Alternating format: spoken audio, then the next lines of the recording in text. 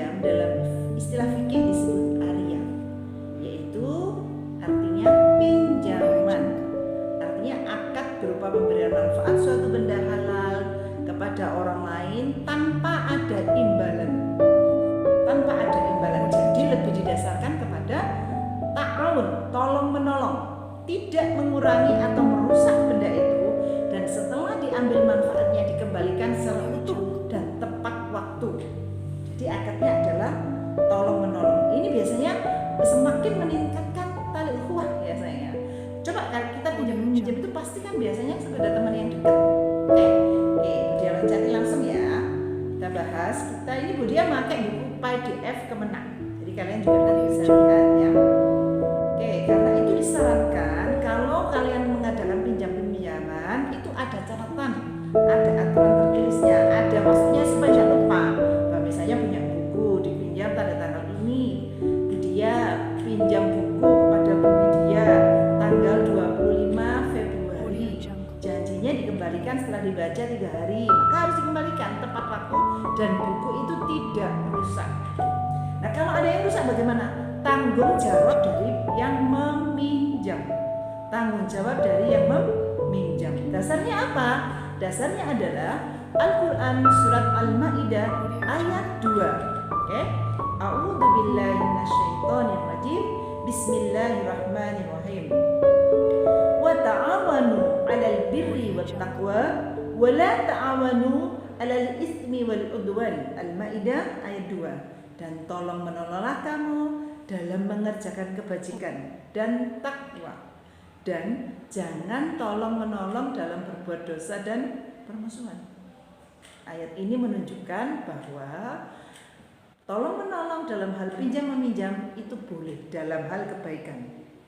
Dalam hal kebaikan ini digarisbawahi ya, dalam hal kebaikan. Kalau menolong teman, misalnya untuk merazia, menolong teman untuk mengambil barang orang lain, tolong menolong dalam ngambil hak yang dalam keburukan tidak boleh. Nah, ini yang digarisbawahi ya saudara. Sebagai seorang muslim jangan sampai kita kalah dalam melakukan kebaikan. Sampai lihat anak-anak pang di jalanan, mereka itu sangat keras tolong menolong. Kalau nggak ada yang makanannya satu, sedikit makanan dibagi dimakan bersama. Ya, ada uang sedikit dirasakan bersama. Kalau temennya kesenggol, marah semuanya itu. Dari anak-anak pang itu, padahal mereka tolong menolong dalam kondisi keliru ya, dalam kondisi bahkan mencuri pun mereka bersama-sama, bayangkan. Makanya kenapa jangan sampai kita yang dalam kebaikan ini justru tidak melakukan tolong menolong dengan orang lain ya. Tolong menolong termasuk di dalam hafalan Qiyah itu adalah tolong menolong dengan sesama. Ya, yang Bu Dia anggap teman yang sedikit memiliki, yang mau peduli dengan temannya, insya Allah diingatkan, yang ditolong nggak boleh marah, yang diingatkan juga tidak boleh marah. Jadi sebetulnya ini adalah dalam rangka mengaplikasikan, ya, menerapkan surat Al-Maidah ayat 2. Oke, nanti kalian lihat ya, itu ada di dalam halaman, kalau di buku kita halaman 120 Kemenak sayang ya. Oke, sekarang kita lihat ada beberapa syarat terkait pinjam meminjam. Hukumnya, ada hukumnya. Hukumnya itu tidak selalu bisa, hukumnya bisa mubah, bisa sunnah, bisa wajib, bisa haram. Nah, ada di halaman 121, 122 nanti dicek ya.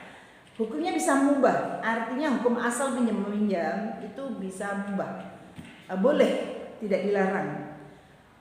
Terus bisa sunnah, artinya pinjam meminjam itu suatu kebutuhan hajatnya. Misalnya kalau tidak dipinjami itu tidak bisa. Misalnya ada sepeda motor, kalian punya sepeda motor, ini sepeda motornya ada 3 di rumah gitu. Ada tetangga rumah mau mengantarkan anaknya ke sekolah karena mepet, sudah mepet waktunya mau masuk, maka itu sunnah. Itu kebaikan bagi yang meminjamkan. Ya, para sahabat dulu juga sering sekali ya melakukan seperti itu saya, sangat sering sekali, sehingga kekokohan persaudaraan di antara mereka kan ikhlas. Orang meminjam itu resikonya bisa hilang kan? Ya, ketika hilang bagaimana? Ya wa'mur bil ma'ruf ya, bil afwa. Menjadi pemaaf.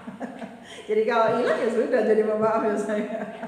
Tapi yang meminjam, menghilangkan, merusak, tidak mengembalikan utuh itu harus mengganti, wajib mengganti. Oke, sekarang hukum yang lain bisa wajib. Artinya pinjam meminjam yang merupakan kebutuhan yang sangat mendesak. Kalau tidak meminjam akan menemukan kerugian. Ya, ada seseorang tidak punya baju, rumahnya ini kecurian misalnya. Ya, wajib bagi tetangga-tetangga itu untuk meminjamkan untuk menutup aurat. Bayangkan kalau tidak dikasih pinjaman. Atau bahkan kalau kondisi seperti itu wajib dikasih ya, wajib disedekahi ya saya. Ya. Bisa jadi makruh. Artinya kalau dipinjamkan itu berdampak yang tidak baik. Seperti meminjamkan, kita pinjamkan HP tapi dia itu untuk main game terus, itu nggak baik itu. Jadi HP-nya nggak manfaat, itu makruh, sebaiknya nggak usah dipinjam. Pinjamkan adik, HP-nya dibagi-bagi banting, rusak, ya seperti itu makruh. Nah bahkan ada yang haram, artinya pinjam meminjam untuk maksiat. Misalnya, Bu Dia pinjam pinjam pisaunya, loh untuk apa Bu Dia? Bu Dia mau buat ini loh, Bu Dia lagi punya musuh, Bu Dia mau tarung sama musuhnya Bu Dia itu. Itu pisau yang tadinya untuk masak, bisa untuk masak, mungkin untuk menyembelih hewan kurban, untuk memotong daun-daun ya, untuk berkebun, malah untuk bunuh misalnya, seperti itu. Enggak, jangan sayang. Atau pas ulangan nih, nyontek bukunya, aku pinjam bukunya dong, untuk apa? Untuk nyontek ya, itu haram dipinjamkan, nggak usah dipinjamkan yang seperti itu, bisa haram. Oke? Jadi ada yang bisa mubah, sunnah, bisa makruh, bisa haram, ya. Bisa bahkan ada yang juga wajib. Coba nanti dilihat, ditelaah lagi dari situ. Oke. Ada istilah dalam pinjam meminjam ini sayang, ada istilahnya. Oke. Yaitu satu, ada rukunnya. Rukun pinjam meminjam ada 4. Rukun pinjam meminjam ada 4. Ya, ada mu'ir, itu orang yang meminjami, yang punya barang namanya mu'ir. Dia harus balik, sudah besar, anak kecil loh, jangan pinjam sesuatu sama anak kecil ya. Berakal, mesti aja ya, ya. Terus tidak pemboros, tidak dipaksa, dengan ikhlas.